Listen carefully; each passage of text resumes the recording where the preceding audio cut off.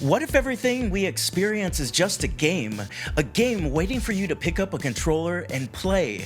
And like any good game, it's filled with ups and downs and all arounds, and yes, it can feel overwhelming to even the most expert of players. That's why this podcast exists. It features players like us, players who, whether they liked it or not, rose to the occasion and did their part to change history for the better. They made it possible for players like us to reimagine a new world. They changed the game and get to speak their level up into a microphone as precious as gold. Welcome to the Golden Mike Podcast with your boy, Mark Cordone. All right, what is shaking? Mark Cordone, Golden Mike Podcast. Now, if you're listening to this one, you know I never have good guests on. I usually have bad shows. Today is not one of those days.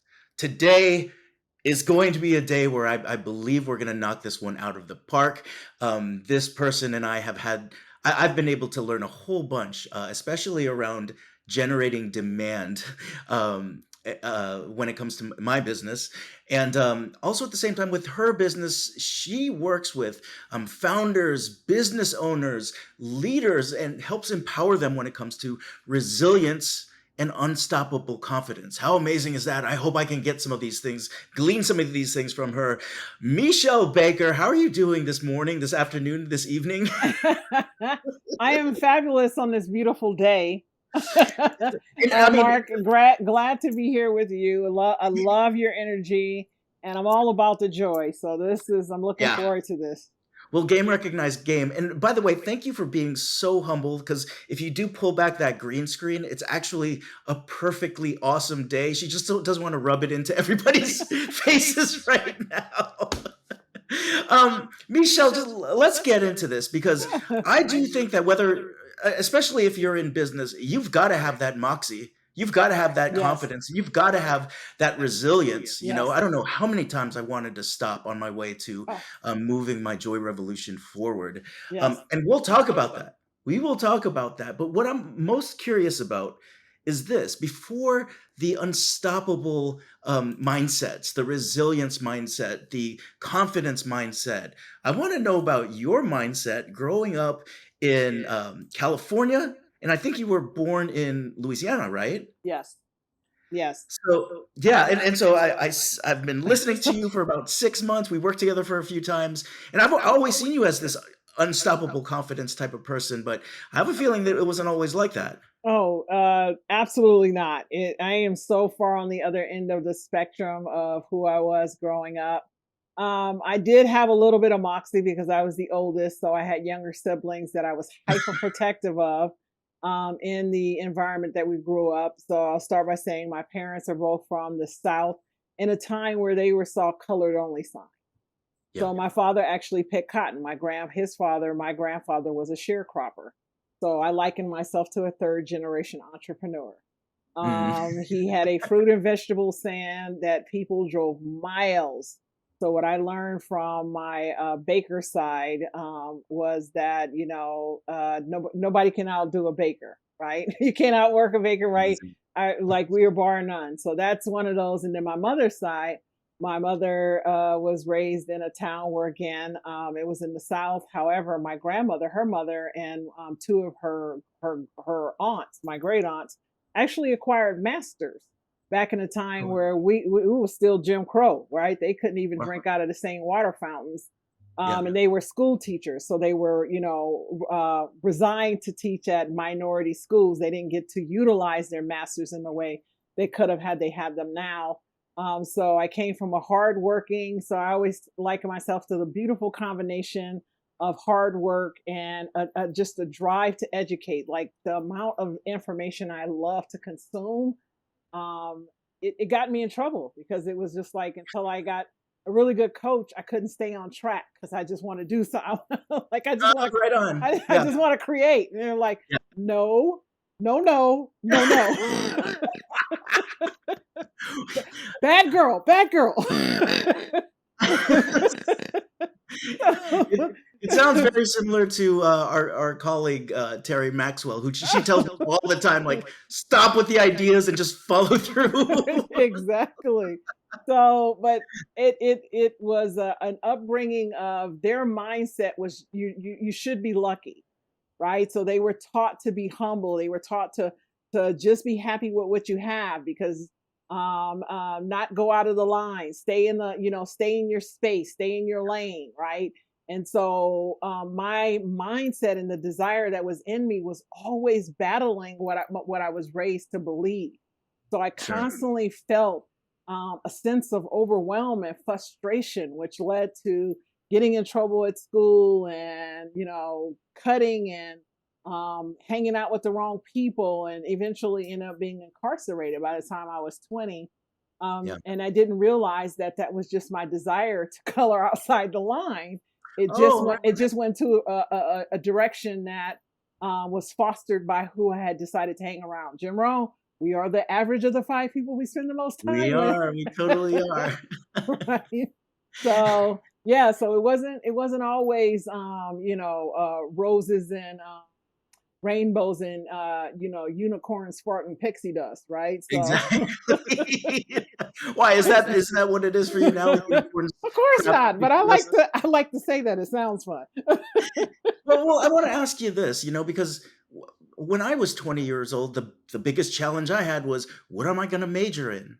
Very different stories, and also at the same time, I can't help but think, given the conversations that we had, you gleaned some value out of that experience of being incarcerated. So what did that look like, or what did you glean from that, and how does it affect what you're doing right now? Oh, it was an incredible, like, I was on a trajectory. So as I sit here as an adult, decades later, I realized I was headed there. I'm Okay. just fortunate that it happened at an early age because then I still felt like I could make a change. I see so many people that end up there and they don't end up in being incarcerated until their 30s or 40s or even 50s, and then they Mhm. feel like it's over. They feel like Right. it's too late once they're released to make a change, and it's never too late. I got out and I recognized that I looked around and I knew what the clear definer for me was I did not want to go back. So being raised and being so this is what I tell people. Everybody thinks that trauma is bad. Trauma is actually a gift to help you to create the superpowers and the spidey senses of being discerning in to make decisions to take you to the next level. So one of my spidey senses was being able to assess externally people around me because that's how I kept me and my siblings safe. Keep the adults at bay, watch how they behave, and know how to maneuver and move us accordingly. So when Mm. I was released, I actually looked around, knew I didn't want to go back, and I realized the people who went back didn't get jobs because they were bored and they ended up getting into more trouble, right? They Wow. ended up having the same conversations they had before. The people who stayed out, or for the most part, went and got a job and put themselves in a different environment. Gotcha, gotcha. So you're kinda doing your own, like, case studies, watching Did other folks right? and seeing what you needed to do to kind of recorrect and keep moving where you were going. So even some of and I wanna get right to this because I was so pleasantly surprised when we got paired together and we started working together because you're dropping a whole bunch of universal law left Yeah. and right. Now Yes. now was the universal law stuff that you were already I getting had into? no clue of back then. I know it now, right? And so it makes so much sense why, when I hit a certain direction with the full faith Yeah. of a favorable outcome, that I created it. I manifested because I was in alignment with the law, Yeah. right? And it's the one thing that people understand. You can't break these laws. You can't bend them. You can't modify them. You can't bargain with them. Right. It is what it is, right? Yeah, So totally. And I think that it's really cool the fact that you were where you were. You started making the observations, and it's probably been reinforced with you connecting with the universal law. You know, yes. because that's what I really connect with around you. Right. Like Well, it's Cromwell's work, working with the law. so in the universal laws are aligned with some of biblical principle, and I was raised, Southern Baptist for the most part. So I knew like about church and I knew about, being good. The only challenge was I was always confused by the condemnation part.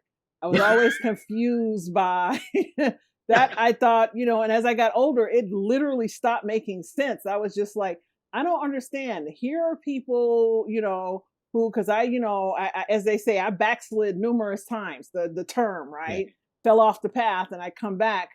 I don't understand. Here's somebody who's walking in because they know they're in pain. They know the decisions that they made have brought them to a juncture where they're looking for respite. They're looking for relief from their Yeah. choices.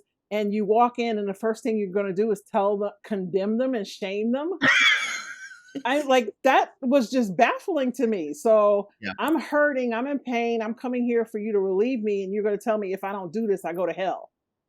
Yeah. Like, I'm thoroughly confused. Yeah, well, I think it's very similar to my story. I'm probably into my mid 30s. I always would be thinking about how I'm never good enough for God. I would Yes. never ever be able to get it right. I have original sin, um, Yes. and if I'm not carrying my own cross, one that I will never be able to get over, I'm not godlike. And it was the introduction to things like universal law. I actually took a course in New York about pranic healing or Reiki, and suddenly when they started talking about sort of the head chakra or the crown chakra, it started making sense that, oh, that's what the our Father is about. It's just a person moving down the chakras. And I don't know about you, but once I kind of realized that, yo, God, universe is totally benevolent, it Yes. changed the way I saw the world. And what Yes. was also very interesting is, if I ever want to go back, it also made me, I would say, a better Catholic, because I could see more past I guess, the statue of a guy on a wooden cross, and kneeling to that and talking to it. I really realized the power of my inner world, and that's a lot of what that's a lot what the Bible was talking about. I don't know about Yeah. you. Oh, I totally agree. What I realized was that, as I started really, what changed for me was I stopped listening. I mean, I kept listening, but I went and got a Bible in a year because I knew that I needed to understand that book for myself. So it takes about, and then I couldn't keep up reading it. So then I got it as an Audible. And for years, I would listen to it every single day, probably 98, 97% of the time I'd hit Yeah. it, and every day. And as the years went by, it started embodying me, and I started understanding that he wasn't in a book in a building.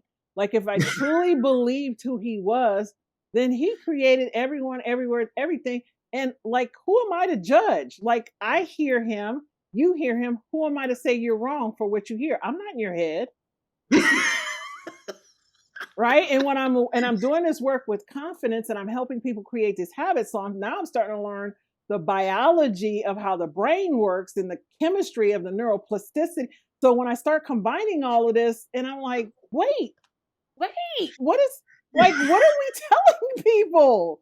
Yeah. No Yeah. wonder everybody's so miserable. They're bound by all of these traditions that don't serve who they're being called to be. Completely. So And I they're think like even more. they're locked inside of themselves, and that Oh, comes out in completely. alcoholism, drug addiction, abuse, just like it comes out. It's got to come out. So you don't get to hold it in, and they try to control themselves, everyone around them, and there is Oh. control is a fallacy. It's a complete lie. There is no control. Oh my! We need to start a show right now. We need to talk every day because you're Right. dropping hot fire on me. And I think one of the coolest things, I was actually talking to a colleague of mine a couple days ago about this, and it's very similar to what you're saying. And she goes, the cure to my sadness, the cure to my addiction, the cure to my loneliness is by connecting to you and connecting to, in my internal world. And I think it can feel so disheartening, and this. I've been doing social justice work for 25 years, Yeah. and a lot of times I can get locked into the us versus them mentality and want to kind of push up against things, and you were talking about growing up, um Jim Crow, identity. I know this identity is pretty important to you, but also when you're connecting to identity, especially in the past 3 to 4 years, A lot of us versus them when it comes to sort of diversity and stuff. What Yes. is your take on that? Because I think diversity is important. I also think that universal law is important. And, what is your thoughts on that? So it's interesting because diversity is a gift, right? Harvard Business School, Forbes, like there's been numerous research at this point to show the companies that are the most inclusive and diverse outperform everybody in their industry. We don't talk about that enough, right? Because the companies who don't want to do it don't want those stats to be out there. So we know that to be true. And so what I recognize for myself is I do what I can. So, like when I'm looking to work with someone or partner with someone, I'm looking at your website. I'm going to look at your leadership. I'm going to look at your board of Mm, directors, right? yeah. And then I want to look at your marketing and your website because you like to have me all over your marketing and your advertising and your website, but then you don't have me and your leadership or on your sales team.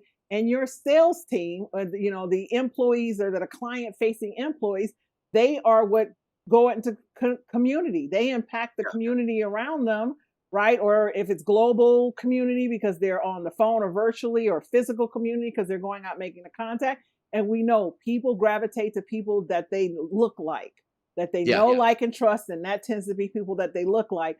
So again, when you are truly ready to make your company diverse and inclusive, it won't just be on the perspective or on the marketing page or on your website or on your ads that are running all over the social media. It'll also be in your leadership who makes the decisions, right? And Yeah. in your lead, like, and who does all the hiring and brings people on.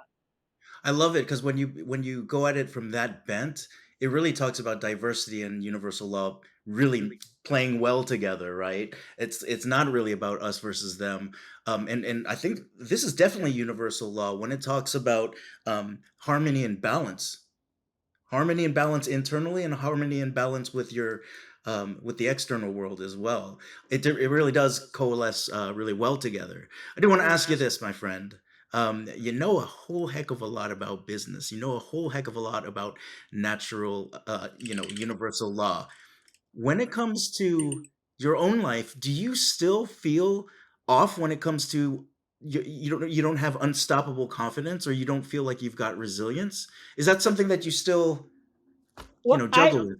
yeah, I still have there's still things that happen, not as much so I'd say now. So I'm in a space now as a part of one of the founders and part of the community of Shiftco. Got to shout that out because that Cool. has really that is where I truly learned to combine my personal development and business development as one, right? To Yeah. really understand that my business and my platform was only going to grow to the level that I grew.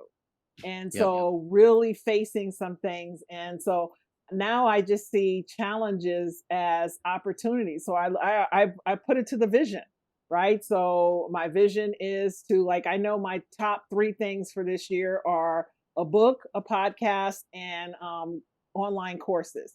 Because those are the top three things that people ask me for, right? Yeah. Oh, do you have a book? Do you have a podcast? Do you have a course for that? That's hands Yeah. down the top three things. So I'm creating what the demand is asking for, right? So when I'm up against something that feels hard, it's like, how is this expanding me, right? Right. Because it only Yep. feels hard because I'm growing. Growth is pain, and I mean, this is nobody the gets second ti that.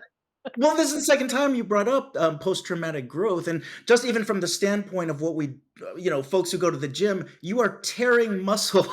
When you go to the gym, you are inflicting damage on your muscle so that it actually gets bigger, and I think what you're talking about, there's something thing to be said about that where, it's one thing to kinda exist in the status quo where everything feels great. It's another thing to start pushing those boundaries where even your inner ego, the reptilian part of your brain is saying, "Don't stop, stop, stop," because you're pushing it to a different Exactly. level, right? Yes.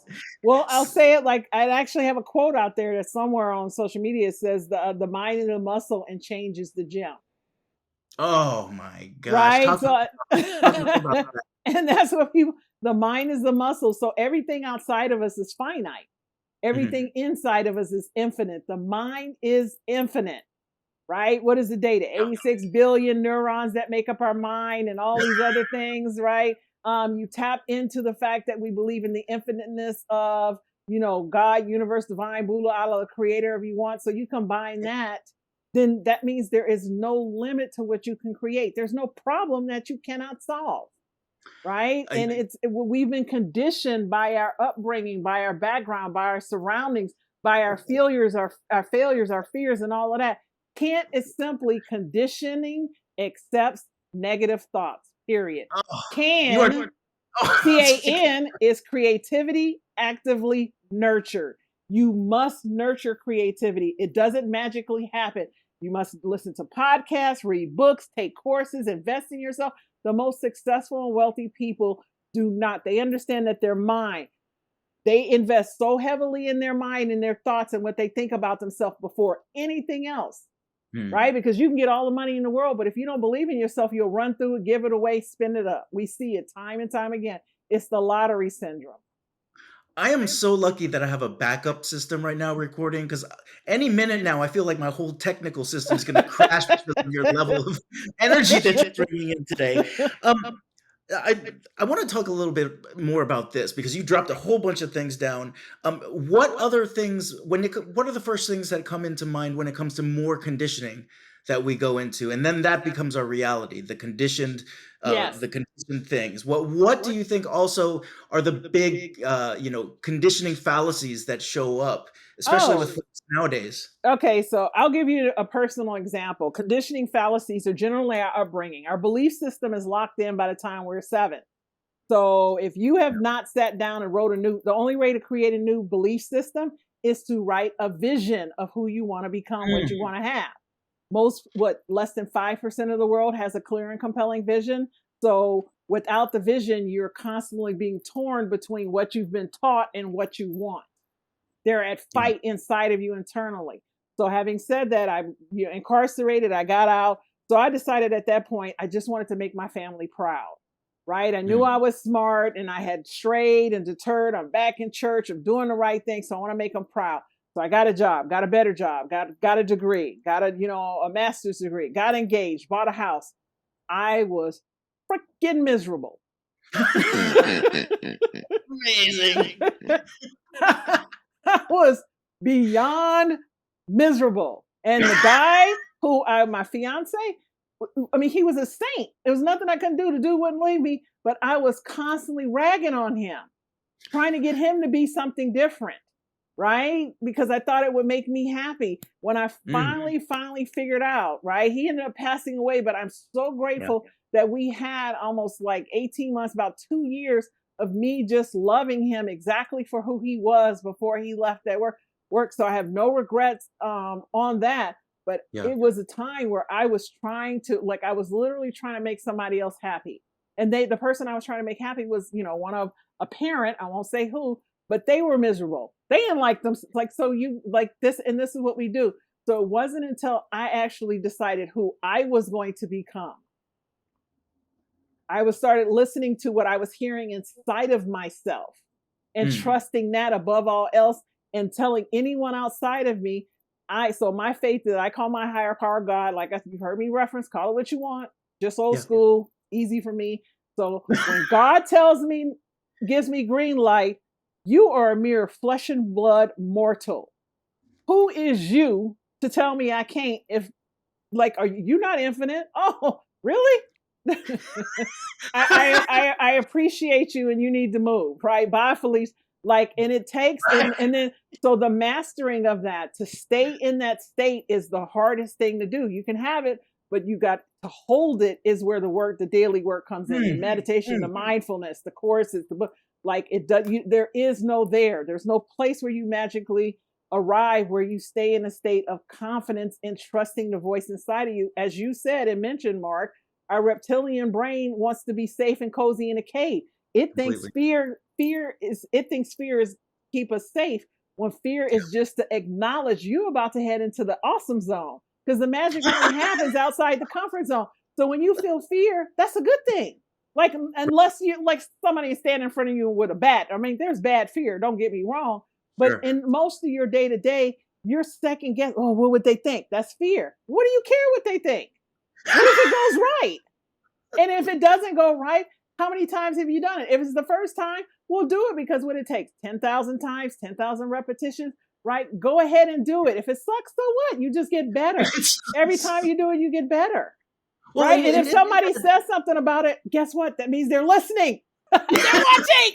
Oh, well, isn't that a big, and you don't have to agree with me, but I'm going to throw out some of the things that I believe in. But isn't that what being a human on Earth is about right now? oh my We're God. these infinite beings that are coming into these temporary vessels, right? We kind of wipe our memory clean so that we can actually go and go and experience the ups and downs and all arounds of things, and maybe not take things as seriously as we sometimes take it, and also taking things that are super serious about where we want to go and emerge and grow from. And I mean, I have a feeling I saw your face when I started talking about that. I feel like we're on the same page with this. Well, I mean, think about it. Like one of the things you mentioned was the challenge in wanting to start the joy revolution.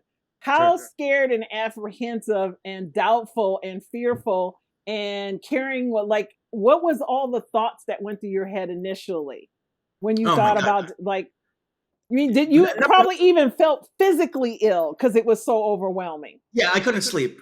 Insomnia that creeped in. A lot of it was totally second guessing myself. Like here, I actually I had a great experience working in a college for 13 years. Being in a PhD program, and here I was kind of taking all this other stuff and shifting into something called the Joy Revolution. And then all of a sudden the people that were supporting me are like, "Dude, you've kind of like lost it. If you want to just try to make money off of happiness," and I'm like, "No, it's something different. It's a way of living that if we can bring that into our offices, into social justice work, into being great friends, and it's the same thing as fear. Fear is completely contagious. So if fear is contagious, then I got to take a chance on this. Joy is too. And look where it's brought me. Yeah. We're having a great conversation right now. But Exactly. And but oh my gosh. in hindsight, now where you are and seeing where you were, you're like, so because you did that, now the next time fear comes up, what are you more than likely to do? Oh, push through, right? Push through. Exactly.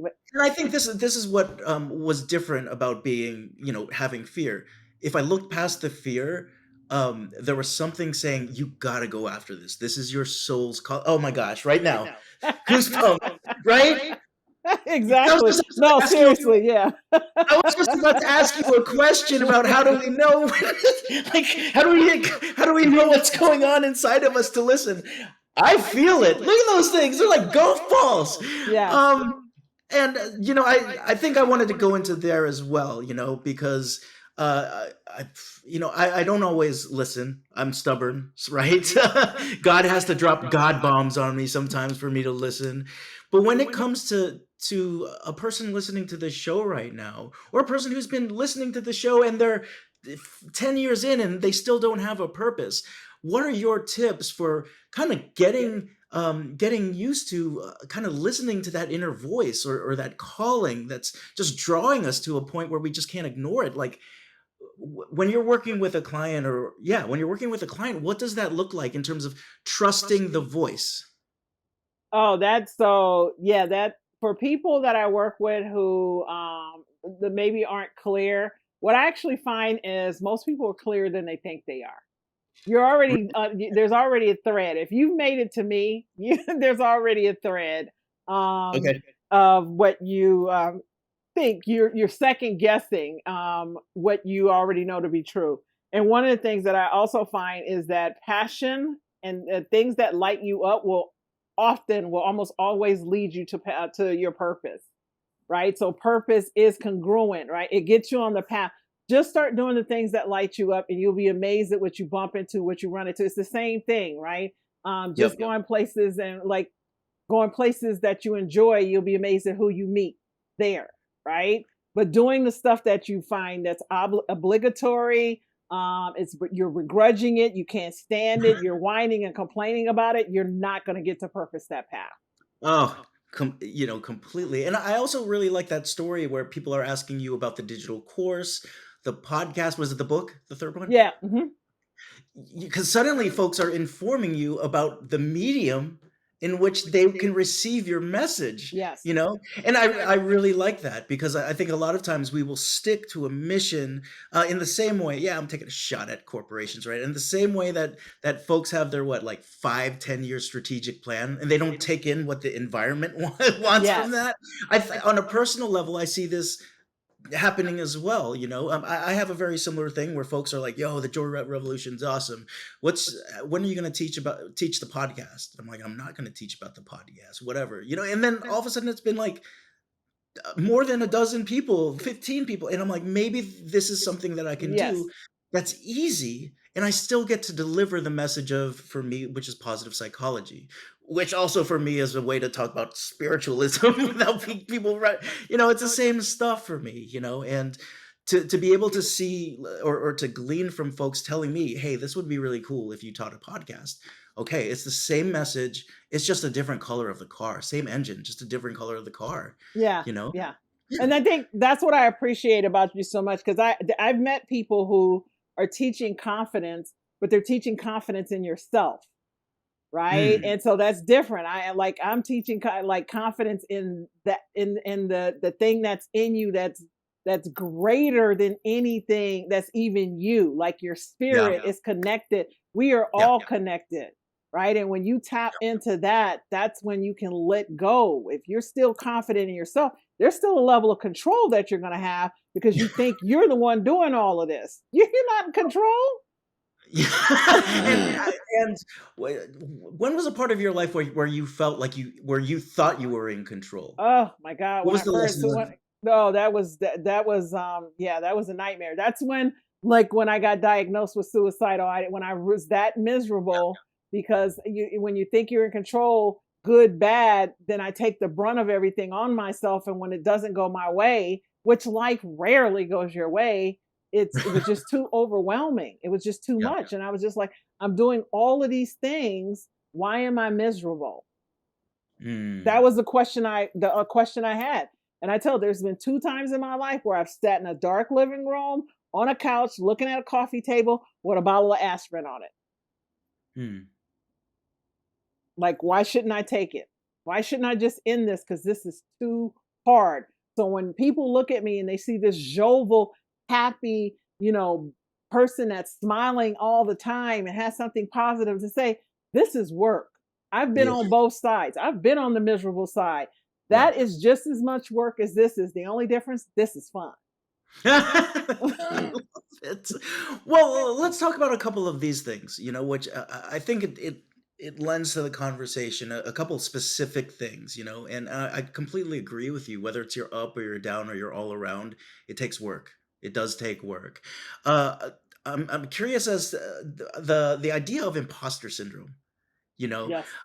what are things that either you've gone through when it comes to imposter syndrome, or a lot of your clients have gone through? Because I can totally see this coming up, that idea. And what are some of the things that you can talk to the listeners about when it comes to imposter syndrome? Oh, yeah. Imposter syndrome in our current society is rampant.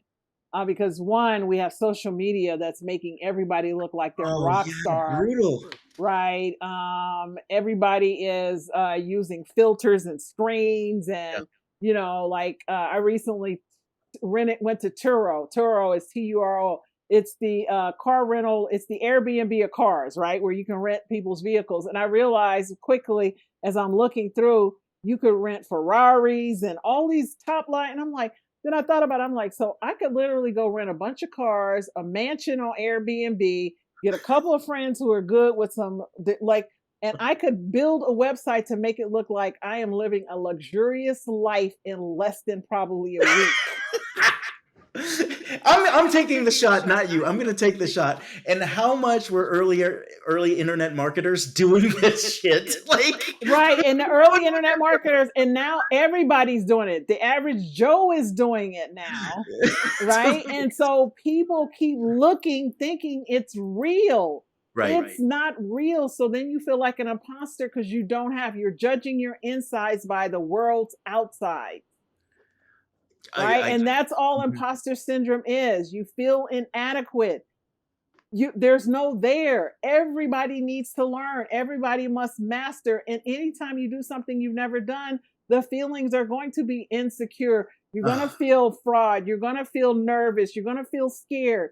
And until you keep doing things you haven't done, you won't master the feeling.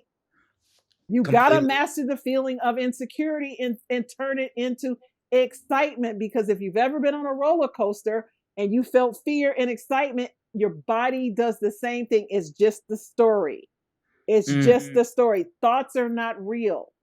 mm. You assign the thought. So until you start assigning that thought of that I'm not good enough to they you know what I tell people all the time, and Marcus heard me say it, the only people who don't like Meshell haven't met Meshell. Look at the big old grin there. I love it. Well, I think Right? this is. I think this is. And that Yeah. wasn't forever. I used to be so scared what people would think if they like me, if I was good enough. I worked in an industry where nobody looked like me. I was in pharmaceuticals. I walked in with a suit and a sample case, and they still asked me what time my appointment was. I'd look around the waiting room, and nobody else in the waiting room had a suit on. The only thing that was the same was the patients in the waiting room are the same skin color as me, but the people behind the counter weren't. So they assumed I was a patient instead of a rep, right? And it was horrible. My early Mm. years in sales were horrific for the barrage of how I felt, the disparity of what I experienced. And I knew I was called to do that. I knew and Gotcha. understood that in order for somebody else to get that job that looked like me, I must do that job exceedingly well, despite what I experienced, so people who came behind me could get hired. I love it, and I mean, I am thinking about an MLK quote right now, where he goes and says, "Yo, if you're gonna be a street sweeper and you love it, you better dang be the best street sweeper of all time." And it feels very similar to that. I mean, when you were even talking about that scenario, um, my mind was thinking about things, and I'm like, "Just stop. Why didn't she just stop?" And you answered the question because you're called to keep I was going. called to do it. And in the calling to do it, I would do it well. I did it, I would think about I would have a conversation with God every day because I felt the pain, I felt the hurt, I felt the disparaging remarks and all that experiences. And I would just ask him and I have an uncle who was a Baptist minister who would say, "Stop asking why is this happening and ask what would you have me to learn." And I would Mm. and I knew not a man that he would fail. I would eventually get an answer, and everything always happens for me, not to me. So that's how I kept going, right? I'm Ooh. following this, that eventually the answer will be provided. And eventually I'm telling someone, I remember I was in a group or a women's group or something like that. And I was sharing and I was crying because of something I had experienced that was just really racist and it hurt. And the woman looked at me, right, sitting there in this room, and she said, "Oh my God." She was like, "How cool is that? That you are the only rep that looks like you. So guess what? If they look like me, they don't remember me because all the reps look like me." And she was sitting there, Caucasian woman with blonde hair, blue eyes. She's like, "But they can remember you because Yeah. nobody else looks like you." It was that moment, it clicked in my head. I'm the That's awesome. unicorn. Every You time I are. walk in the room, I win. Yeah. Everybody's going to want to know why the unicorn is there. So it shifted me, but I wouldn't have gotten there had I been begrudging it and complaining and whining. I probably would have never had that conversation with her. Or if she would have said it, I wouldn't have heard it and received it. Yep. And hence the work. The work. Hence the work. It's all lined up. You still need to walk the path. You still need the, yeah. And that's what people keep thinking. You're magically going to get there. Like, when people tell me they don't have clients or they're struggling with sales and demand, I'm like, well, what have you done? It is so rare that people have done more than 3 or 4 things. 5 if magical.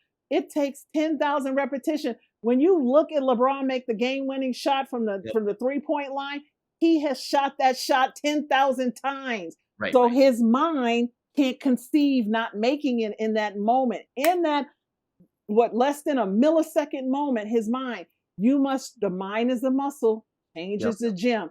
You must prepare your mind so that in the moment, it can't conceive you not succeeding. It can't conceive you not saying yes. It can't conceive you not believing in yourself. And if you Ooh. haven't done the pre work, then all it has is the memory of the pain, the Oh, setback, the failure, the hurts, and it synthesizes all of that and delivers you more pain. mm. So until you do the work of creating the belief that you are deserving, worthy, amazing, and do the work for it, it doesn't have anything it doesn't, your mind is a computer and all it does is synthesize everything around you, everything inside of you, and deliver an outcome. And until you give it more input, it's going to keep giving you the same outcome. Sister, are you never out of flow? No, It's no, because awesome. it's not me. There's a whole look at this. You broke my notebook. I have nothing else to write about right now, or nothing else to write on. A couple things that I heard there, right? The idea of living your life all out. It kind of was going all over. I mean, in terms of the message that I was picking up was, when no one is looking at you, still live life full out, right? And I'm thinking of a you just got had me as a quote machine today, right? I'm thinking of Bruce Lee's quote. He said, I don't fear the person who has the 10,000 different kicks. I fear the person who has kicked the same kick 10,000 times." And I think There you go. that's Exactly. Oh, and I love Bruce Lee. Coming up, oh my God, the Dollar movie. Bruce, Bruce, that's right.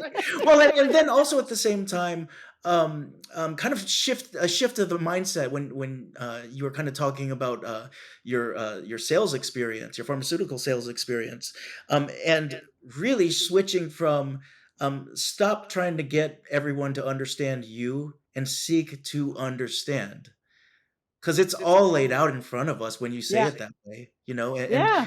it's funny because you say it and it's so joyous and easy, and then when we get into it, it's because of all those things that are changing inside the mind where it makes it a little bit more difficult, right? Yeah. Yes. Well, and And I think because we live in such a microwave society, the overnight millionaire, the overnight success, the person who became a millionaire with Bitcoin, the person who sold the company and is the entrepreneur, yeah, but nobody does the work of going back and reading their story. Nobody goes back and looks at like the people on Airbnb who slept on cots for years in yeah, one room, and when they look at Sarah Blakely, the fact that she had enough sense, like she bought and put Spanx, she bought the letter and t-shirts and iron Spanx on t-shirts, and she bought the license plate Spanx, and she thought outside of the box of how she could promote on cheap and for free, right? uh-huh, And things yeah, like that. Nobody looks at that. They just look, yeah, oh, she is this billionaire, right? And on the cover of magazines. It takes work. it does. And it Yep. and it takes something you believe in. You can't have greatness unless you can first see it in your mind. And what you're seeing in your mind will never make sense to anyone else if it's calling you to be Right, great, because right. your mind is calling you to trust the voice inside of you above anyone else outside of you. And that means you're going to be lonely. It's the walkabout, right? And Mm, it's the marketing, right? Where they talk about that journey that you go on. You're going to go out on your own, and it's going to be quiet and silent, a yeah. deafening echo, and ain't nobody going to care. And if you can't do that walk, stop looking for greatness. Again, another mic drop. Another mic drop. Joe Fern, can you edit mic drop sounds every time she speaks? Um, I wanted to talk about this too. We're talking about sort of the inner calling, or the inner voice sometimes that we hear. We also have, or a lot of people talk about this inner critic. And how do Ooh, you go about talking about the inner critic oh now? my God. Right. So the critic is the beast, right? And the You critic, see? the critic is the conditioning of our upbringing. So, like when I'm teaching, so one of my most popular talks is Ditch the Imposter Syndrome. Hmm, And it's about the critic. It's about how we remove, how we replace. You're not going to remove it, you're replacing it. right. It's like a switch off. And the critic exists because you fed the critic, Yep. right? So like I said, if you want, you are a conduit. As a Yep. human being, you're a conduit of information. And until you start feeding that critic information, all it is the voice in your head that is begging you to give it what it wants so it can give you what you want. It's begging you, Like it's a child in the backseat who it hasn't eaten all day, and you're stuck in traffic, and it's crying and it's hollering at you, and it just wants attention. It Mm. wants your undivided attention. And most people spend no time with themselves. They spend no time silent. Yeah. Silent is to listen. It's an anagram. silent is silent. It's also listen, and it's also enlist, Mm. right? And until you start spending these quiet times with meditation, is the only thing that will help you exercise the muscle of your mind and allow the mind to expand so you can experience the infiniteness of who you are and start to take hold of the critic, right? Gotcha. It's you got to rein it in, and right. And I tell people until you start giving it and feeding it, if you haven't like, so it does 90% of the work. Like when I'm doing talks, I just did one today, and I said the chick or the dude in your head is in control. You're listening to me, but in the meantime, you're saying you're looking at me, and you're like, she don't look that great, or something. What's going on with her hair, whatever, right? You are listening to me, and you're doubting what I'm saying because you may have heard someone say it differently, or it triggered you. Now you're coming against it, or you're remembering what you did or didn't do, or what you need to have to should do. There's a Right. whole bunch of chatter happening, even as you're listening to this right now. Yeah. That's the person in control, not you. And Mhm. until you get them to stay focused on the task at hand, at the vision at hand, they are going to misdirect you, misguide you, mislead you, and ride you until they Sure. wear you out. Sure. I guess one statement, then one question for you around the critic. I call it the gremlin. It's all the same thing, right? Um, Yeah. so, to put a couple things together, you talk about memories and sort of hardwired thinking Yep. that happens before seven, right? So, Hmm. so given that, it would mean that the critic forms Yep. when you're a young when you When you're, you know when you're 7 or under. So given that, would you agree with the statement that many times the critic is still it just wants to keep you safe. it It thinks wants it's to keep keeping you it. Yeah, it thinks it's doing a justice.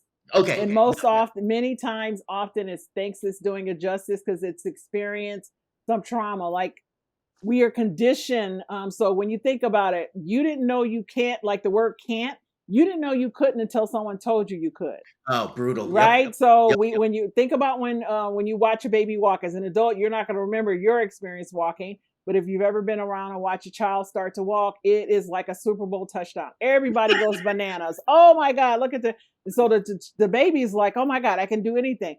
So all they do, their mind, they that's why those young kids can learn so much and do so much at that age because they have not had all the world outside of them crush in on them.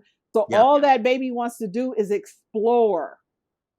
It it lives by the voice, the curiosity in his head to touch, try, taste, look, and see. Now the adults around want to keep the baby safe, so they start to say, "No, don't stop. Mm. No, don't stop."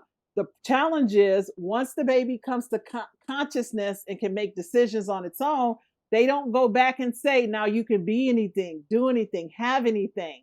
You are completely capable of being everything your heart's desire. They still tell that child, no, don't stop. So Mm. you are conditioned to think Yeah. that you can't. So you start telling yourself, and that's the critic in your head. Whenever you feel uncomfortable, whenever you feel anxious, whenever you feel doubt, whenever you feel fear, you are telling yourself, no, don't stop.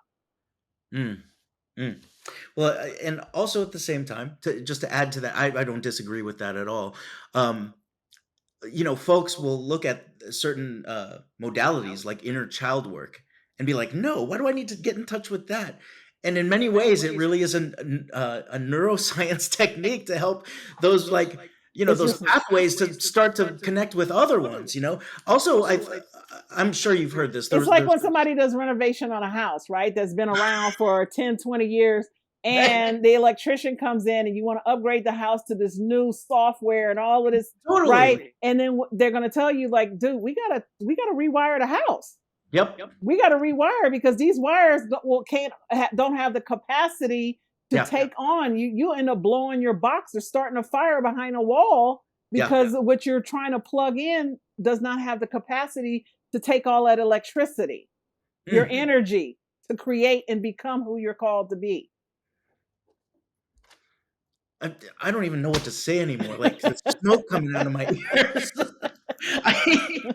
I, I also did want to take. Yeah. I guess it's called taking a shot at it. I don't mean to, Yeah, but also with certain things. For example, education, like what you're talking about, is they did this study where in like first or second grade, I think they asked a question like, "Who in here can do whatever it is that you want to do?" Like everyone raises their hands, right? exactly. Then suddenly in 5th grade, it's only 50%. Yes, And then in 8th or ninth grade, it's down to like 10, 15%. And just exactly. how much of what we are taking in, either, not Exactly. only from education, but like from the media and stuff, is programming us to play small. Yes. Yes. Wow. Well, I liken it to we are still living in a lot of the industrial age that was Yeah. created Yeah. by people who went on to do their great things. They had a vision of their greatness, but Yeah. what they did was they created a whole society that helped them achieve their dreams, Yeah. Yeah. right? And Totally. so the promise was if you do this, you'll have that. So if you let go of your dream of becoming, and right, what is this? The quote or the saying? If you're not building your dream, you're building someone else's. Yeah. Period. Right? And so Oh, we are still like the way we learn, like, why is the fact that we still have people sitting behind desks 8 hours a day? We know it doesn't work. There's right. like there's so much research to show it doesn't work, but we haven't changed the way we teach our kids. It is totally And we industrial. wonder why they act out. And what's funny is that concept was started by Bismarck in Germany, who said, we need to get people to make cogs, a specialty in life. They only make cogs, and then when their hands get tired, we need to get young people in and move them out. That's an old school mentality, Right. And I also think the mindset is really shifting where I think we are going through a new revolution right now, but it's a revolution of the mind, a revolution of the soul, a revolution of connecting back into community. Like, you know, Yeah, maybe and that's where, yeah, exist. exactly. And where you have a conscious company that is doing like, so you're doing work that's Yep. transforming people, but those people that are transformed, they actually have an ability to go back and give of themselves. It's Yeah. not that you're helping people to become well-rounded so that they don't think about selfish acquisition, Mm. right? It's more about a abundant mindset where you understand that there's enough for everybody. Yep. Like I know, like I find myself sometimes getting frustrated if I'm having a conversation with someone and I can quickly assess, oh, that's because you want to be right. Mm. Right. And I'm like, oh, and I kind of crack up. And I've actually shifted a conversation and said out loud, I apologize. I might have I felt Yep. antagonistic towards you because my old mind is so used to wanting to be right that something triggered. And that's where, and I'm like, no, this is co creative. We Yeah. get to create a whole new outcome. You got 86 billion brain cells. I got 86. Let's create something new. That's what we're meant to do, not to keep doing what was done Yeah. before. Yeah. And I just wanted to throw it out there because I haven't been aware that I'm aware for many years, like so for me, this is just an I statement. It feels like more than ever, a lot of people, like a lot of folks are being drawn to Earth to like really raise some stuff up. I Yeah. don't remember this when in the 70s. I don't remember this in the No, 80s. So you no. feel it as well. I feel it as well. And it could be because of our energy, we're gravitating to more people who are, because that's how we elevate, right? Sure. Because we know when people aren't in this energy, man, it is just like, wow. Right. You feel it immediately. Like I Yeah. almost get quiet because I know any, like I've learned, don't argue. Don't like it's a waste of energy. Wait, hold on. I have to cut you off there. You don't stop talking. I love it. I love the fact that don't tell me that you're thinking about not talking. This is Well, there's some people who just want to be right. If I'm dealing with Gotcha. someone who Yep. wants to be right, Yep. there's nothing like there's not a conversation there. If they Gotcha. When your desire is to be right, it's yin and what's the other outcome? Thank The other person has to be wrong. So Yeah. that's actually your goal. Yeah. Yeah. So you're gonna just keep picking me apart until you can go, aha, I gotcha. Yeah, and there's the us versus them mentality again. It's the Yes. drama triangle where either you're the perpetrator or you're perpetrated against, you know? And I think the Yes. whole, I guess the whole idea of ascension is, can you get yourself out of the drama triangle and just look at the world as an observer and take it Yes. in? Very Yeah, similar to what you and were that's talking kind about of like earlier. with diversity, equity, and Yeah, inclusion, right? exactly. People feel like if I do this, then I'm taking away. Like in order to give and bring in more diverse people, then I'm not giving the other people who are not diverse jobs, Right, right? So right. I'm like, and I'm like, well, this doesn't make sense, right? Right? It's not you are not asking you to get rid of anyone. We're just asking you as you go forward and make decisions, can you make them in a more of a diverse and inclusive Yeah. manner, right? Because you're going to keep you're this is the a business has a life of its own, so it's going to keep living, and you're going to keep deciding and making decisions and all of how you're doing things. Can you, as you go forward, right, do that? I love it. And what I love about what you're talking about is that spirituality is not disconnected for us, outside of work, or it only happens within this one chapel, and it happens at noon on Easter Sunday. It really is wherever you go. You're just connecting with the spirituality of things, the harmony of things. And that's what I'm picking up from this conversation. I don't want to be right, but that's what I'm picking up about this conversation. No, you are absolutely correct. In my early years, when I really wanted to live in accordance to what I heard inside of me, and I was just so exhausted. And as I said, I would ask the question, I would go on, and what I heard, what brought so much delight to my life was that I would leave other people better off for having met me. So I Yeah. stopped Yeah. focusing on what I thought someone thought about me, and I Yeah. started focusing on them, and it became a game. Right? So it became a game of learning people and then surprise and doing all these fun things, not because I wanted them to like me, because just thinking about it helped my vessel stay Yeah. full. Like I tell people, I don't do it to get, right? I do it because the fun of what happens inside of me, the creativity, the joy, all that I get to experience in the giving that's all I need. It's- I love it, and I love that whole concept of things. When we get out of our own way and we serve with no intention except for to serve, that's when it brings back 10 times more than we could ever ask for. Exactly. And using an I statement, that has probably been one of the hardest things in my 44 years on this planet, is to get out of my own way and stop thinking, well, what's in it for me? What's in it for me? What's in it for me? It's my time. Why not me? Why not, Oh my god, I used to be so jealous. Oh my god, Oh, as an okay. entrepreneur, I couldn't like it was like that old self popped up when I started entrepreneurialism. I was loving being a corporate seller and didn't even think it just did well, and then I got into entrepreneurialism, which I had forgotten, right? That Mhm. it reared its ugly head. All of a sudden, I'm listening to people tell me what I should do and have to do and need to do. And I started doing it. And I'm like, well, why am I not getting the results? So I got back on that path and Yeah. I lost myself. And in the journey to coming back and finding myself and just understanding that everything is working in my favor. I don't care what happens.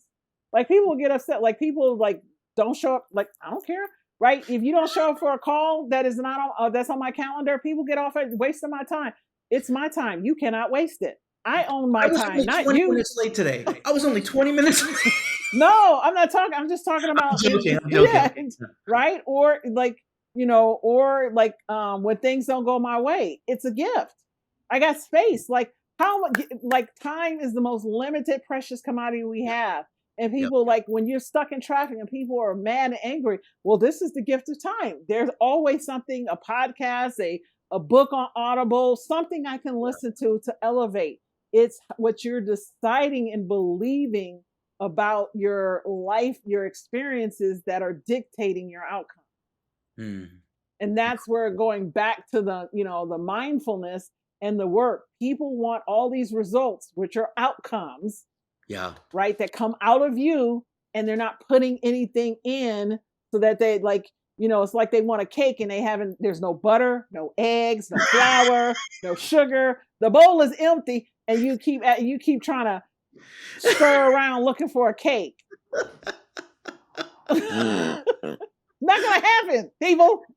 Yeah, and I think that's the uh, again, that might be one of the harder things for me. Using an I statement again is to not only know the ingredients, but to know just how good it's gonna like to be able to taste it so much that my mouth Exactly. waters right now. And I think that once you are able to engage your body that way in a way that it kind of shuts the mind off, Yeah. and like, it is moving towards the embodiment. This is how it's going to feel, especially during the Olympics right now, right? People are envisioning what that getting the medal and sticking the landing. Yep. And I think we can learn a lot from what's going on Oh just my in our God. everyday life, right? Absolutely, absolutely. And athletes are, Terry did this research because she's a former Yeah, athlete, and she shows athletes are 3 to 4 times more likely to succeed in business right, than any other group of people on the planet. And yep, it's because they don't get stuck in what didn't go right. right, They visualize the outcome, and then they make adjustments so that their body delivers the outcome. Like I talked about LeBron with the shot. yeah, Athleticism is one of the best correlations to success in life. It's yeah, the and I'm repetition, it is the completely, yep, stickitude, it is the consistency, yeah, right? Like LeBron, in order for him to be who he is, he got hired by a team. The team has coaches, they have all kind of things. But guess what? Is he the first one to show up? Does he stay later? Does he hire an additional coach? Yes. You will never get amazing outcomes in life by doing mediocre oh. inputs. If you're doing the minimal, stop looking for the best. Mediocre input, mediocre output at best, right? Exactly. And I got to give shout outs to Tom Brady too, who's Oh like my, all this stuff. He's the like, goat, the right? goat. Come on. But also, he's the first one on. He's got a mindset coach. He treats his Yeah, body like it's a like the jewel temple. that it is. Yeah, completely. I do want to get into. I do want to get into this because we're talking about imposter syndrome, right? Going into conquering the inner critic. What Yes. about this confidence that you're talking about? Like, in many ways, for me, it's elusive, but also at the same time, like part of doing something every single day. Like I wasn't worth shit when I started my podcast. I'm not worth shit now, except I am. But also at the same time, I think I'm a little bit better. I feel good coming, being 20 minutes late and coming in and be like, let's knock this out. So talk about this idea of building confidence. Yeah. So, well, one, so confidence for me is simply your ability to believe in yourself in the midst of a circumstance, situation, or Oh person, yeah. right? So it means that whatever is happening externally, you still believe in your capability to maneuver and adapt and create an incredible outcome, regardless.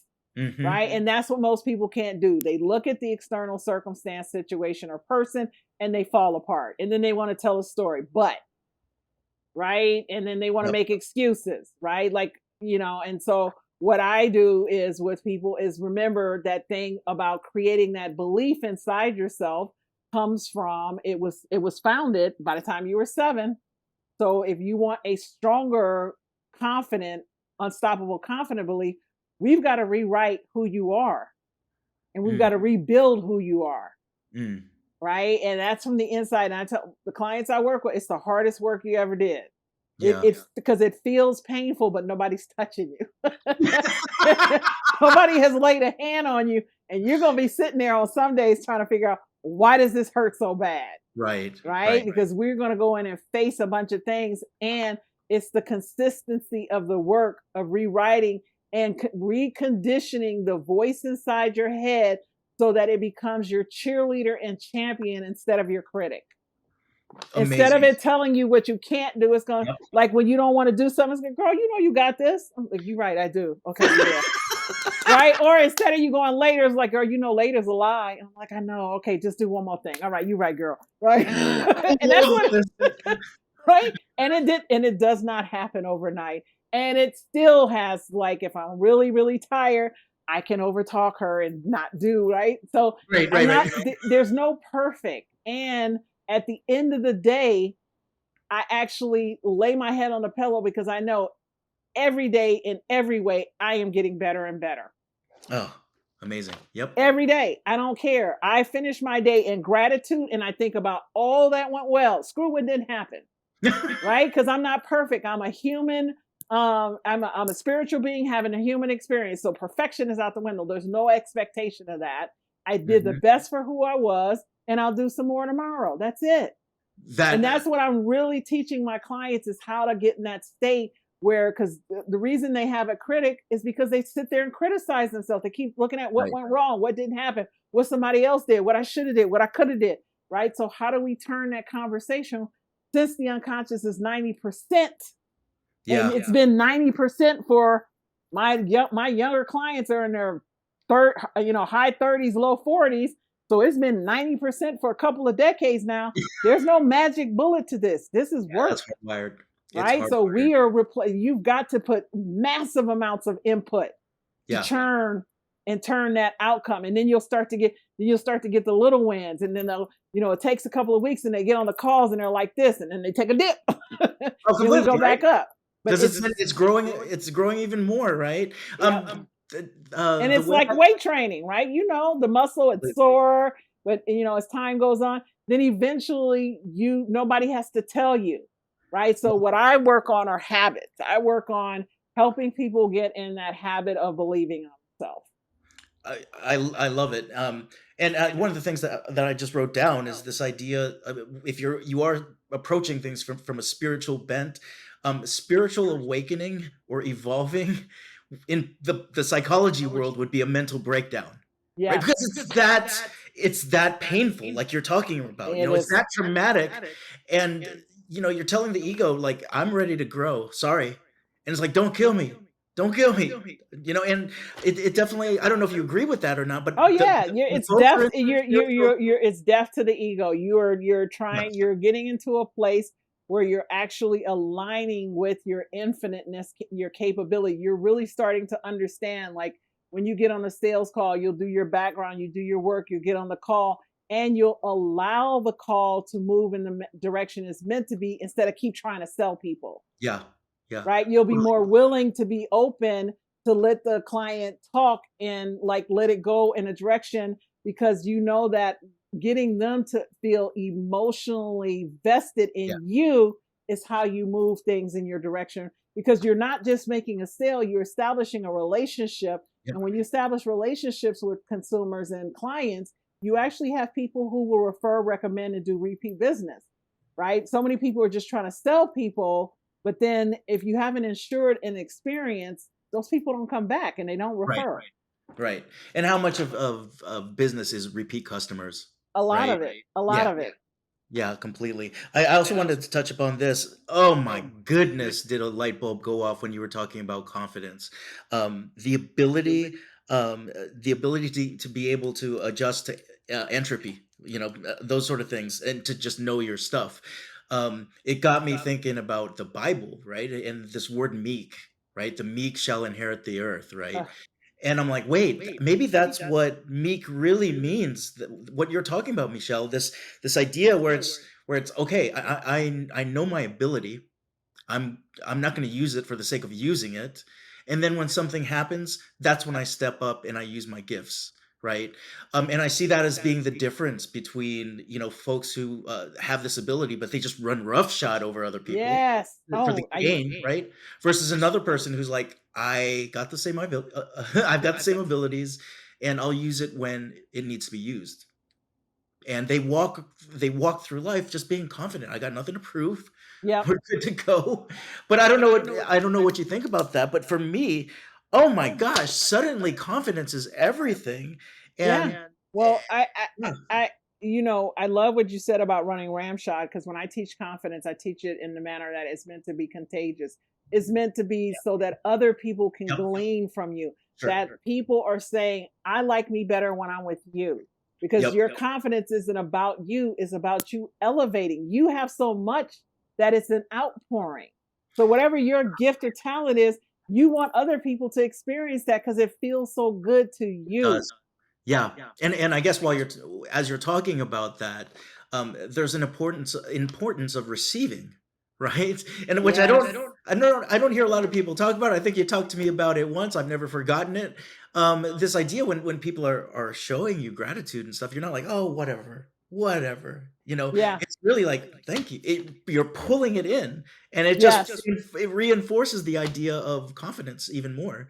Getting rid of the inner critic even more, or redistributing the energy of the inner critic even more, and overcoming the imposter syndrome. All of it kind of comes together when you're kind of talking about all this, Michelle.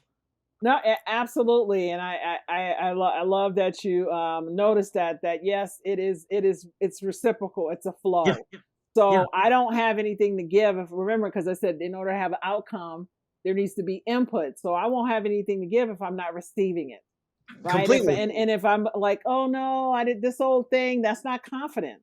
Yes. Right? So confidence is, "Oh my god, thank you. I really appreciate that." Right? Yeah. You're able to actually receive it and believe that you've done all this work and therefore people are seeing you, right? And so and you're taking it, but then you're also giving it, With your back. clients, are you seeing that as Oh, something of absolutely. okay. Absolutely. Like and sometimes it's interesting when they'll do things, they don't even recognize that they're doing it. Right? I recently had a client and she's on a team and she had an accident and the team rallied around her because she has now been rallying them, right? She had one-on-one, she has started to engage them and really start to show, like look for things. I'm like, the reason that person rubs you the wrong way because there's something for you to learn from them. Mm, Right. I mm. always find whenever I'm in a group or a team of people, the person who irritates me the most is the one I'm going to learn the most from. Right? And it Completely, never fails, right? And completely. so she had engaged in that, and so when she had an accident, she went and she appreciated her team and she sent them gifts. She sent them a gifts and thank yous and did something really nice to them for them.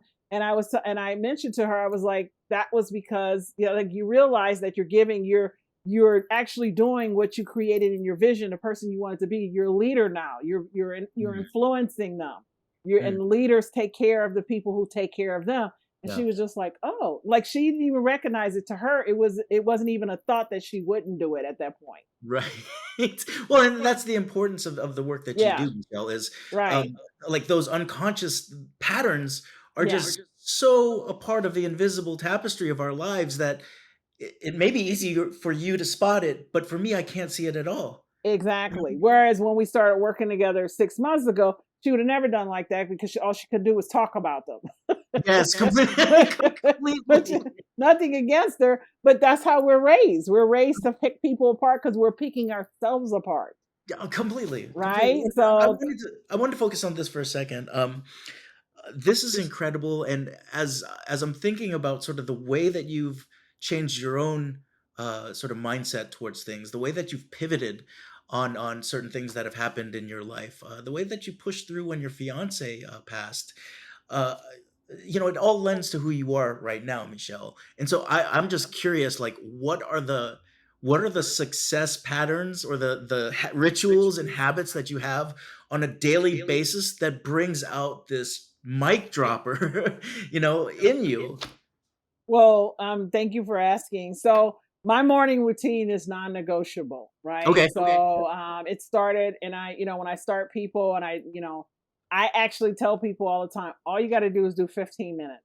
So many people are trying to do like meditate in the morning because they know it'll work for them, and then they start trying to do hour meditations, and it Yeah. didn't work. They'll try it 3 days and say it didn't work and give up, and I'm like, really? Okay. And I'm like, did you try anything else? No, it didn't work. So, yep, not even gonna go there. So I Yeah. tell people just 15 minutes because how you start your day dictates your day, Yep. right? Whatever you do first thing in the morning dictates the outcome of your day. And so my morning routine is non-negotiable. Even if I wake up late, I can do something in 5 minutes that helps me reset or Mhm. helps me set the tone. And then I'll go back. And as soon as I get those windows and margins, I take care of all the other things that are a must. And that's meditation. I'm a person of faith, so I pray, but I pray in a different way. Like I don't pray about the pain, I pray about the outcome being favorable. So it's more like a gratitude Yep. praise that I do, and then I envision. I spend time envisioning favorable outcomes for the visions that I have for my life and business, and a journal. Mm, So those are things that I do every mm. single day without fail, and they're What this morning? non-negotiable. So what this morning were you envisioning for today? Oh, so this morning, as I envision the day, I envision that my calendar. So I look at my calendar before I go to bed, and I think about, I had a presentation. So I'm like, oh, that's going to be a mic drop, and I'm so excited that people will shift in their being. That I'll plant seeds that'll be with people for the rest of their lives. They will hear their opportunity to step into their confidence and their belief that they are worthy Mm, of success, that I will lend my voice and who you've called me to be to my podcast interview, that I'll be able to have the energy to then shift as I go between everything. Every time I have a gap in my day, I go out of my room and check on my sister, get my sister lunch, take care of my sister, make sure she's taking her meds, come back, right? So that I have the energy to do all that you've called me to do every day, do it with grace and do it with an exuberance of yeah, joy, because yeah, this is a gift. I get to do this and I get to be this person. So that's something I will say amazing. pretty much every day. Yeah. So just curious, did the podcast thing manifest today that you had a good podcast experience? Yeah, I'm with you now. So it is Heck manifesting. yeah, that's amazing. Um, and I really love what you talk about with the morning ritual. It is one of the two times of the day, and usually the morning is definitely it, where you're not getting pulled in multiple directions by other Yes. things. And it is one of two places in the day, and I'm sure you know this, where I think the brain, when you're waking up, is in like alpha or beta or theta Theta state. state, theta Theta state. state, Yep. and that's when you can really talk to the Yeah. subconscious. You can put the new messages in with that. I had a feeling Yes. that you were doing something like that in the mornings. You're Well, showing absolutely. Well, because the mind doesn't know the difference between a real memory and a very vividly imagined future experience. So completely. that's why I start my day that early in the morning, telling it that the day is going to be amazing. Because then my mind, right, the 86 billion neurons I Yeah, talked about that make up our imagination. So instead of them focusing on what can go wrong, I've already fed them that it's going to go right. So my knee jerk is to go, like, even if it doesn't go the way I think it should, it still wants to solve it in a favorable way. yes, totally, totally. And I also think that's the time when it does manifest. That's the time to be like, yeah, I'm receiving because I co-created by thinking about what it, or by feeling what you wanted for the day or for the Yes. year. I know that visioning boards are a big deal to you, Oh, so God, yes. by feeling all that, leaning into it, that when it comes, it's great. This is what you already envisioned, and it's just reason to keep moving forward. I Just keep love it. moving. Yes. I Yep, love it. absolutely. I know that you coach women. Can you coach me? Do you coach Filipinos? Yes, You already have, and I I appreciate do have it. I've had men clients before. My so my target audience, as we know, right? Yeah, If you don't have a target, it's like shooting arrows in the dark, thinking you'll hit the bullseye. So yeah, I do, favor women, but then, I do have men who come in and I work with them, right? yeah. Because Especially when they're the same psychographic as yes, folks that are exactly. coming in. Maybe a lot of folks, like the work you do and similar to mine, they're coming in with a certain relief that they're seeking. And Yeah. I've got a half Filipino man working in Atlanta that I speak to. That's who I envision. And then it Yeah. just shows up in a different form, but it's the same psychographic. Yeah, Um, and most of the most of the leaders who hire me in business for their teams and their mhm, organizations are men, yeah, right? So a lot of my one-on-one group coaching are women, but the people who I often get hired by are men. gotcha, gotcha. So I want to talk to you about this. It's often been spoken, this metaphor of I guess either being a thermostat or a thermometer. Is that something you've ever heard? And Sorry. that metaphor, why is that metaphor so important to life? Why is it so important to overcoming imposter syndrome and the inner voice critic and building confidence? What is that thermometer versus thermostat Oh, about? I love that you brought that up, because I've had this conversation like maybe 3 times this week. That's amazing. Amazing. I know. You And were meant it's to bring that, the message. right? So when you were talking about universal law, so there's a law of physics that said that lets us know energy cannot be created or destroyed, right? It can only be transferred or transformed, Yes. and it can only be positive or negative. Right. Now, having said that, everybody understands that our soul is energy. That's why when we die, we go placid because the energy, the life has left the body. Therefore, since energy cannot be destroyed and it can only be transferred, you are either allowing the world to transfer on you or you're transforming the world. And Mm. so a thermostat sets the temperature, a thermometer reads the temperature. And until you learn to control your energy, which are just emotions, Mm. Mhm. right? I tell people emotions, energy, and time are all congruent. They're the same thing. Because Yep. how you burn your time, your 24 hours, your 1440 minutes, your 86,400 seconds, how you burn that is how you react and respond to external stimuli. So you're either taking that energy and moving it in a direction that's favorable to you or disfavorable to you. Gotcha. So, would you say that there's that one is more important than the other in your life, or are there scenarios where one or the other would be favorable? Well, I prefer positive because when you look at the research that's done on the calibrations or the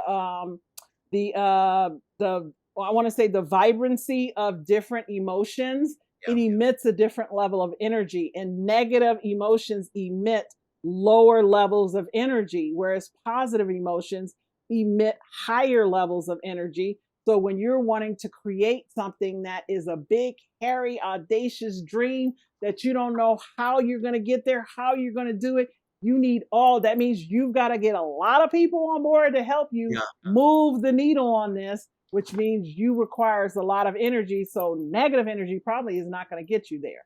Gotcha. And so this is also where a big term in our fields is resonate, right? Yes, And we can't really say what it is, but we know what it feels like when something resonates. I think there's been multiple goosebump yes, moments with us talking. And I'm like, that's got to be something that's going on inside of me, the energy, also vibing with the part of the conversation. yes, yes, yes. And to add to that, Joe Dispenza has done incredible work around understanding that the body holds the memory of emotion. Yep. So when we are thinking we're feeling something, a lot of times it is being attributed to a past experience. And if your past experience has felt, remember we talked about fear. If it's felt fear is something that's flight, right? Then you are struggling to create that incredible you want because you're scared to go outside the comfort zone. Like you've Totally. got this incredible idea, but you keep sabotaging it because going out and doing things that make you uncomfortable feel like fear in your body. That's why you're actually feeling it. And until you actually correct the body's history, you're going to get in your own way. Completely. Yep. It's the body keeps score, and if The but folks are living, oh that's yeah, oh God, what a great phrase. So it. true. Yeah, right. So I was, you know what? I still want to ask this of you. And it's kind of a topic that's kind of on the background, but especially with the loss of your fiance, and I lost my dad a couple months ago. I've been thinking about it a lot. What happens when we die? I have no idea. I No. literally don't even want to make it up. All I know is that I read the book, The Five Regrets of the Dying, and Yeah. the number one was regret was that I didn't live a life true to who myself. Yep. So I decided that I was going to live out those five, that they would not be my regrets. I love it. I I love don't know. I'm not even gonna make up what I think happens. I don't even know if there's a heaven because I know so many people who are living in hell right now. Dude, So that's one of the things that I postulate, that we're actually in hell right now, and when we leave this vessel, we know what everything else feels like, you know? exactly. I think it's So I don't even understand a lot of things. The truth that I do know is that when I'm kind, when I'm compassionate, when I'm gracious, when I think in favor of my outcomes, when I seek to leave people better off, life is awesome and wonderful. It's not is perfect, but it's absolutely amazing. yeah, which brings us back to the benevolence of Yeah. source, of God, and so I wanted to I really think that this has come full circle. I love the way this has just like come together, and I don't know if we ever talked about it, but Bronnie Ware's book, The Five Regrets of the Dying, was the reason I got into positive psychology. Oh So yeah, my God, no, never. See, this is what I tell people. This is why chills again. right, right. It's the Michelle, Mark, and Michael. We remember Right? you. Oh yeah, where is he? We got uh, to send this to him. completely. We never forgot about you, Michael. So I wanted to throw this out. We have we have this amazing conversation going on. I know this looks like an office, but it's actually a sound stage, and and in front of me, Joe Fern is putting this paper against the wall, saying, or the window, saying, "Go into my game, go and play my game." And so, Michelle, would you be willing to play Joe Fern's game for? Yes, Joe Fern, I will play your game. He just gave a thumbs up. Look, I ain't scared. I ain't scared. so, so this is the game. No one's ever beat it before. No Oh one. I crap. don't even. I don't. You probably will have to plead the fifth on it, or put your hand up and say, "I don't know," just like you did with the death conversation. But I got confidence in you. I got real confidence in you, and your inner critic will be lost. So okay, so here we go.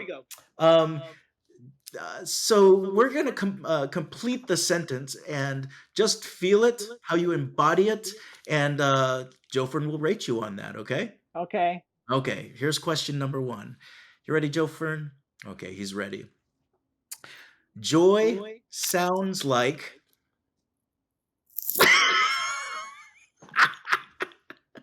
I love how that happened. My earpiece fell out, people. Ask the question again. Yes. Apologies. So joy sounds like A baby laughing. a baby laughing. Oh my goodness, he gave you a thumbs up on that. You're 1 for 1, Michelle. Question number two. Joy smells like. Oh my God. I just want to say hot cross buns for some reason. Joe Fern is holding up a basket full of hot cross buns right now, biting into it and saying 2 for 2, Michelle. Oh my gosh. Yeah, he's totally going for his hot cross buns right now. Okay. Joy tastes like. Oh my God. An ice cream sundae. Ice cream sundae. He's giving a thumbs up. 3 for. Oh my gosh, this is the hardest game in the universe. You're destroying it. Okay, you're 3 for 3. Joy looks like. Oh my God. I want to say unconditional acceptance from a loved one. Oh wow, he's holding up a sign saying he looks like Joy. that's kind of messed up, Joe Fern. How can you do that? All right, 3 for 4. 3 out of 4 ain't bad, right? That's 75%. In college, I passed. That's right. Okay, let's go for the last one. See if you can get this one. Joy feels like. Oh, a hug. Oh my gosh, Joe Fern is self-hugging right now, and he's giving you 2 points. You're finishing with a perfect score, 5 for 5. Woo, woo. This allows you into a bonus round. Uh-oh. Unbelievable. Bonus round, right? So, you know this, that I feel like my life's work has come together. Positive psychology, social justice, in this thing called the Joy Revolution, right? And so, for some people, the Joy Revolution can be an awakening of the heart, like an inner revolution where you get all the feels, right? Yeah. It can also be an external thing where you use joy contagiously as a leadership tool to bring out positive change, right? So it can be both one, something else. So, Michelle, what is your joy revolution? My joy revolution is empowering people to believe in themselves. Amazing. There's no grading on that one. It just Yeah, feels it's good. just no, that's where I find joy is when someone can look at the world and know that they it doesn't bring it. I got this. Yep. I am good enough. I'm smart enough. I'm like, I am enough. And that's all I'm here to do is help as many people as possible to stand in that. Mm, absolutely love it.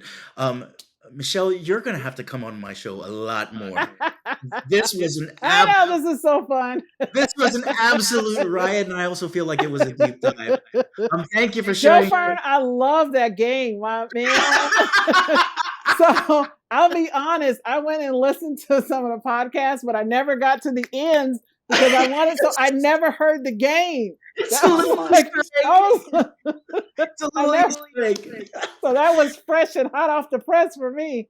Like a hot cross bun, you were. No, I want you to go to meshellbaker.com. We're going to have it in the show notes. But if you're listening right now, you can't take a show note. Meshell Baker, BAKER.com. There is going to be this incredible confidence starter kit waiting for you. Thank you for providing this for us, Michelle. Is there anything that you want to add to going on your site and getting that No, confidence starter pack? no, just the confidence starter is it's meant to get you started, to put you in a path and a direction so that you are moving at a target. You're using all that mind, all that energy, all that emotion for something that matters most to you so you can cultivate your unstoppable confidence and subscribing to shows like this where you hear the stories, you hear the conversations. Remember, you need input. This show is a beautiful place to start building input. So subscribe and listen. Amazing. So, on behalf of Michelle and myself, for your sake, for my sake, for our sake, for goodness sake, start your revolution. Woo! Start your revolution and start it in light, in love, in shadows, and in joy. See y'all. Bye. All right, I hope you enjoyed the Golden Mike podcast. There's more good stuff coming your way, so keep in touch, yeah? And know that you never have to go on this journey alone. So don't forget all the episodes, blogs, and resources at podquest.co. That's podquest.co. So until then, what will you do to change history for the better? Let's go out and play, shall we? Press start to begin. See ya.